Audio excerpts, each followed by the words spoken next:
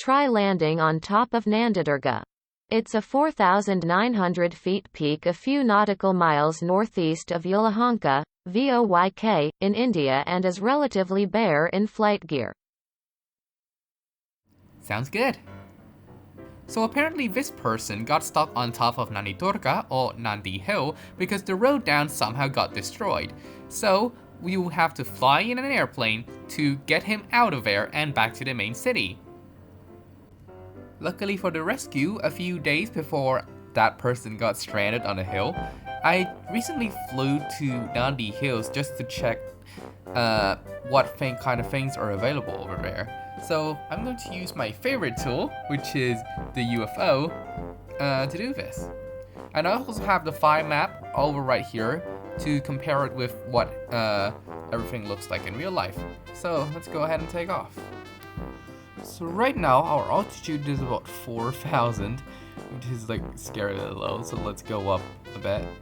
I think 45,000 is where things should roughly take place. Oh, let's see what things are up on that hill. So I think we're arriving.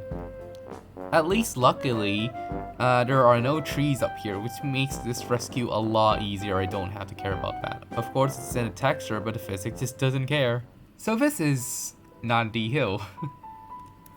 It actually doesn't look too hard. Now at this point we have like pretty sharp slopes on both sides, so we could land there, but we definitely want to go over on the top side here. So this is a view heading east, and let's see if we have any other good views. So this is actually the view of Nandi Hill from the south, which means that east is that way and west is that way. So let's back up a bit to get a clearer view, but I think you can see fairly clearly that this one has a pretty huge slope, just like every other side. But there's a really large flat area here and a really gentle slope down here that we can just ramp up on, kind of like in Innsbruck. So, and I think it makes sense to like come in from this side, which is from the west, heading east, and just land on this side like that. In fact, if you just fly in here and take a look at the geometry, there's this like huge try that, it's probably not a try, it's probably two of them, but there's this huge area that has no tree texture, interesting enough, and is, frankly, I think is interesting enough to land on. So let's see if we can do this. Right, let's get rescuing. Right, welcome to the sky. So the first thing we have to do is turn straight north. And we have a really convenient road over there. In fact, I think on the way back we might be able to follow this all the way back to the airport. And yup, there's the mountain. So let's level off right out here and continue on. You have to climb to about 5,000 to get enough of a margin from the ground. And we'll go down to about 45,000 when we touch down on that hill. Speaking of which, I'm going to be a bit of a prick and use the autopilot for this one. The vert speed, I think I should make it around 5,000. 500 per minute. And I'm going to adjust the altitude so we level off right at 5,000. Which would happen automatically. I have no idea what that alert is. In fact, we reached 5,000 feet just there. Now we're going to speed back up to 120 and we're going to keep it that until it's time to start slowing down for descent and approach. Right, so about a couple of seconds of cruise and I think it's now time to decrease our speed to 100 and open flaps. Gradually open it all the way up to like flaps 3. Then we'll trigger the approach a little bit later. 100 knots, flaps 1. Going to pull it a little bit further because we need 80 for flaps 2 and 3. flaps is now on 2. We need a bit more throttle. Speed's dropping lower than where I want it.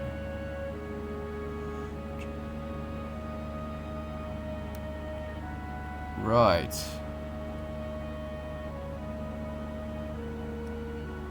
I think in a few moments we should be able to turn around and get somewhere. Right, let's go over.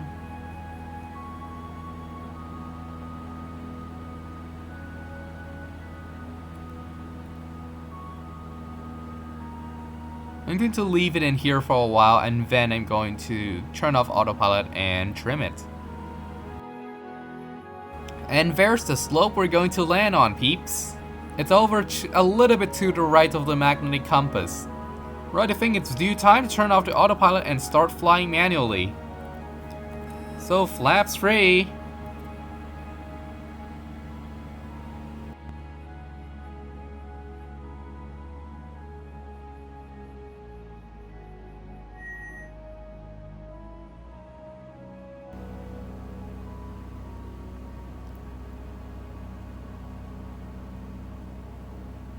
Right, we're lining up. Descent angle's looking quite perfect right there.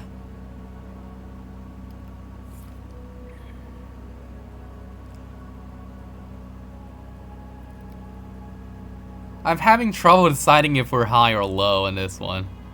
I think we're quite right about perfect, which is good. We're right about perfect to hit the beginning of the polygon. Okay, we're a little bit high. Little bit high. We need a lot of reserve to flare and brake in time. Here we go, here we come. Polygon boundaries right there. Oh my god, this is not looking good. So. Whoop, whoop, whoop, whoop. Touchdown!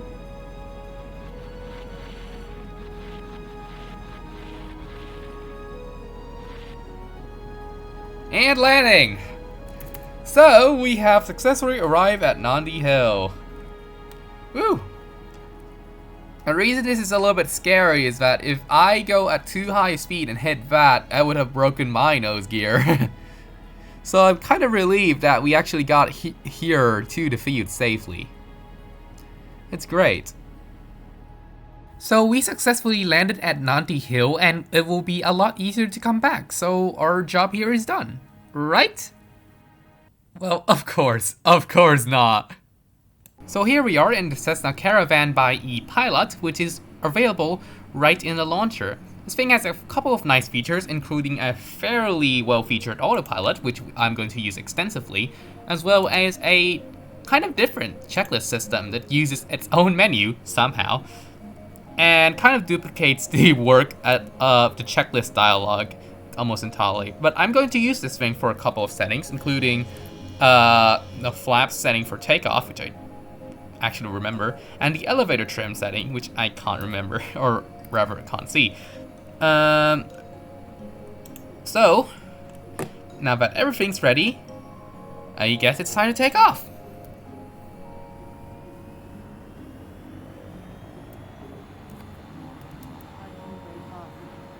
The Caravan has a higher speed than our Cessna C172P. For example, I think my approach speed is something like, 80 knots on the Caravan, while it is 60 knots on the Cessna. So I'm going to give this thing a bit more space from the mountain while doing all of this stuff. Okay, I'm just going to pull the flaps up and wait till we intersect that road there, and then I'm going to start a right turn all the way back to facing north. So it's 270 degree right turn. And the reason I did this is just to make the line or flight path a little bit to the left of what it would otherwise have been.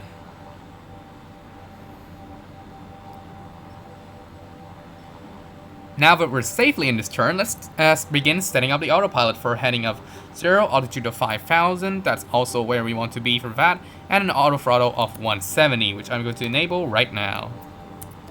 I'm going to wait until it's established on the ascent before turning on the autopilot for full. The auto throttle can actually be turned on independently like that, which is really helpful.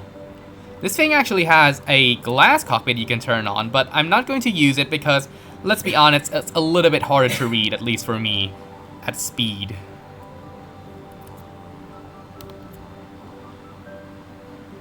Yeah, oh yeah, it looks like fatback affects this plane too. And there we have the mountain coming into view. So let's start the autopilot on heading on altitude mode, and we'll set it on its way. So it turns out there's actually something wrong with the autopilot aside from the auto throttle, and I cannot use it.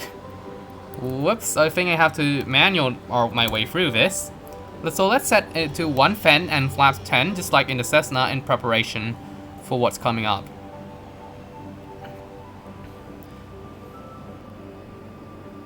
So there's the first hill right there. And we're going to come into the hill that's basically behind that. So I think it's about time. So flaps 2, or flaps 20 as they call it.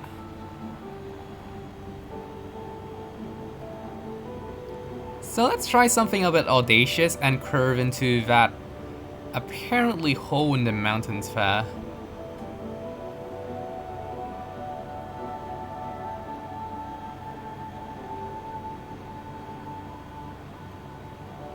Well, let's see how that will work out.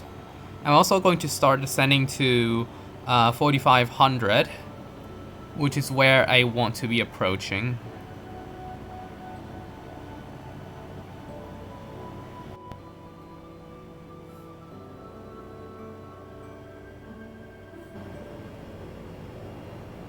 Oh, in fact, we're actually abeam our approach path right now, it looks like, so whoops. Gotta turn back in. And also, you know what comments in right at this point? Flaps full and 80 knots, baby.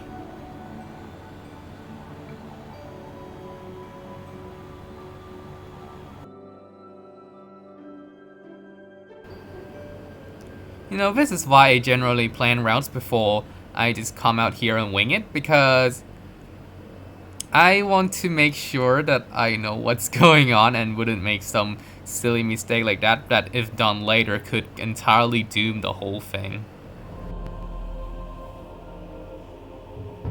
Having auto throttle is fun because it lets you stop worrying about that axis entirely and just focus on, you know, pitch and roll. And y'all, but I have auto coordination, so I am safe from that.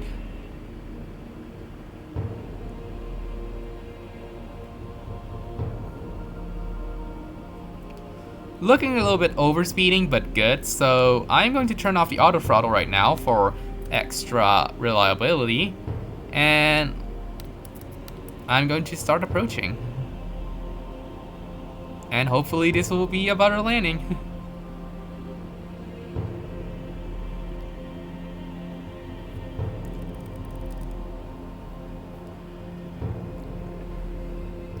At first I thought it was high, at this point I'm kind of getting low.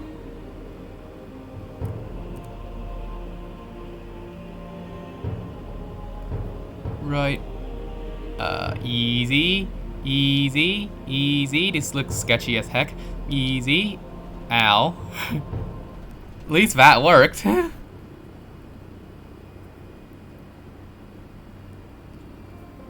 hey, there we go. We're here with the Cessna Caravan. Safe and sound.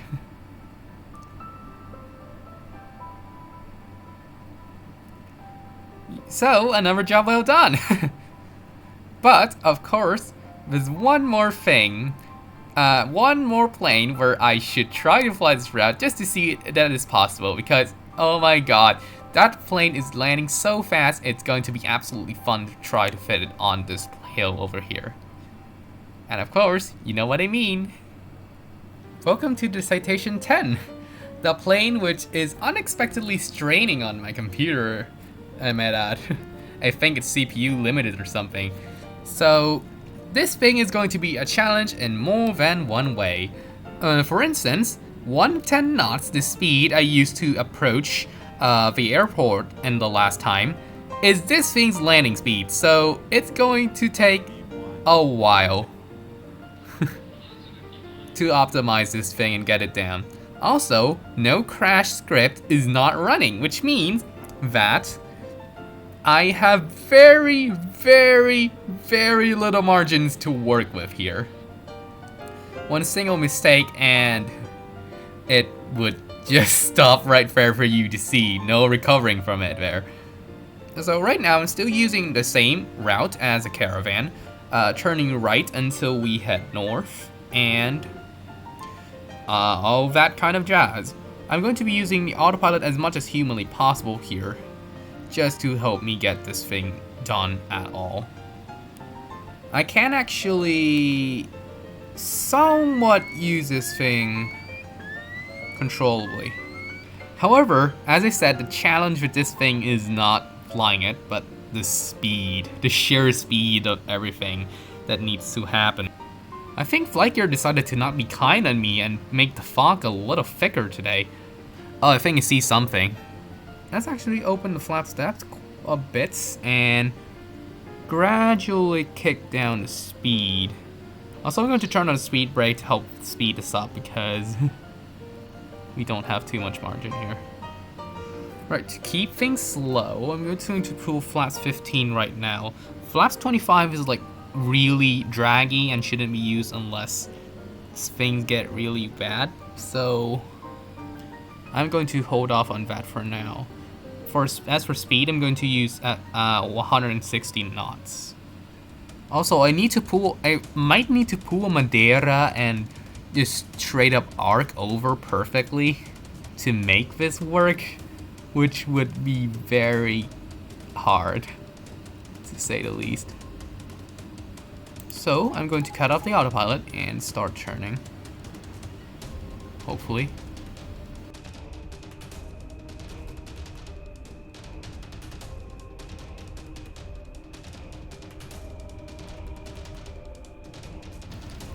If I get this done successfully, I think you all owe me something.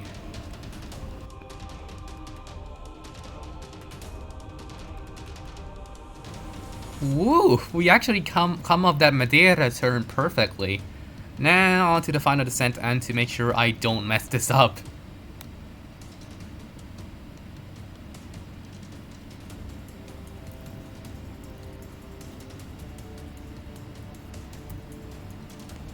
I think we're worth with flaps 35. We're kind of...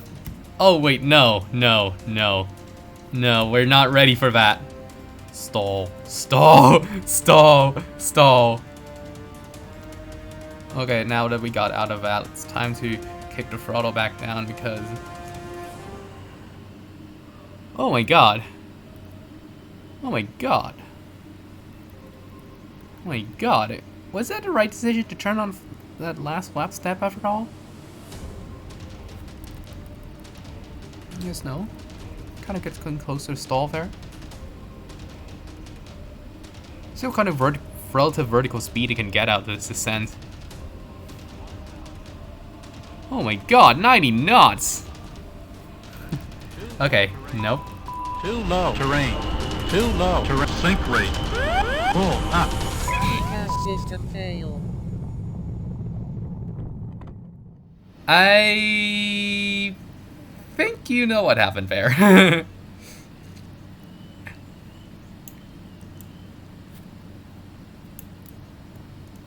Yeah, let's see if we can redo that last part and make it work a little bit better. I think we're going to actually have a problem with brakes on this one. Yeah, I'm going to run off the bottom on this one. Yep! Just as I expected. Okay, let's try that again. Okay, very quick speed shed. Nope, that's not gonna work. Nope, nope. Too low. Terrain.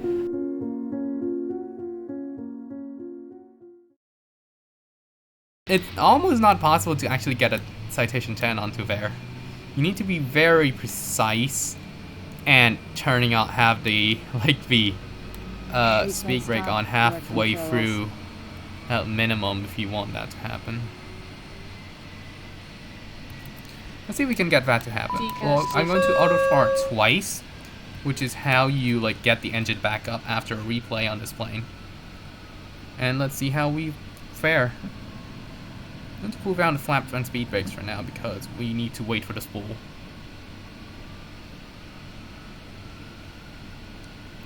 So let's already get down to business. We are already low on energy. A little bit.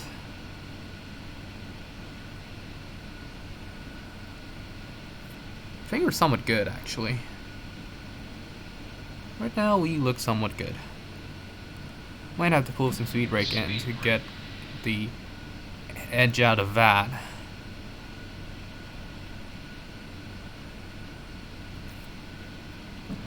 One more flat step because that's rough. For pulling it back out because we really need the speed there. 1,000. Right. Too low. Terrain. Speed brakes. Terrain. Let's do this. Terrain. Okay. Terrain. As quick as possible now.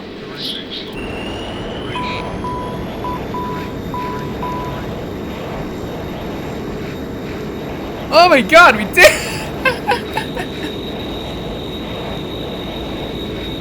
How much do we have to spare there? Like feet. We had feet to spare on that one. Oh my god! This is probably the first time I actually.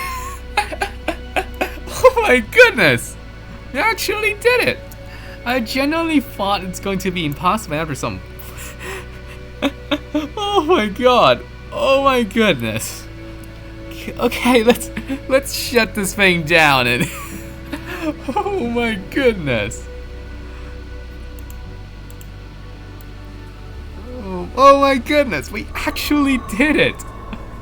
With like one aircraft length to spare. Wow.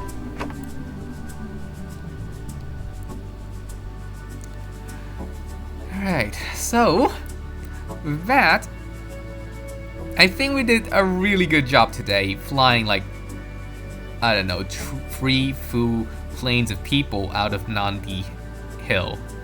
So thanks for watching Dora Kitty, and I'll see you again in the next 2 weeks.